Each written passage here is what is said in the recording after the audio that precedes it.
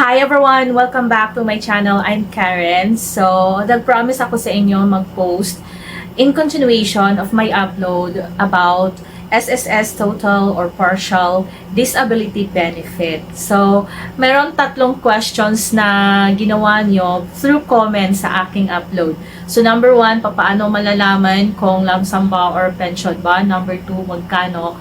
And number 3 is, meron ba akong monthly pension? Yun yung mga comments na binigyan nyo po sa akin. So, sasagutin ko po yan lahat. So, number 1 is, paano malalaman kung lump sum ba or monthly pension. Sa totoo lang, hindi ko alam. Kasi sa account ko mismo sa SSS, walang nakalagay. Same po tayo.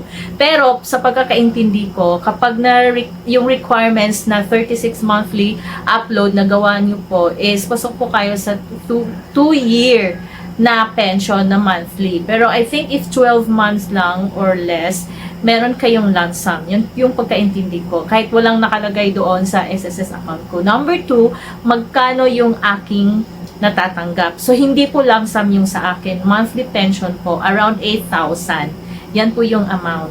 And lastly, is yun nga, paano malalaman or naka-lump sum ba ako or hindi. So, yun, sasagutin ko ulit yung tanong. Yes, ako po ay nag-monthly pension around 8,000 at hindi po lump sum yung aking natatanggap. So, yan po yung sagot and I hope you enjoy this video at may natutunan kahit nasasagot yung mga tanong nyo. And thank you so much. I'll see you next time. Bye!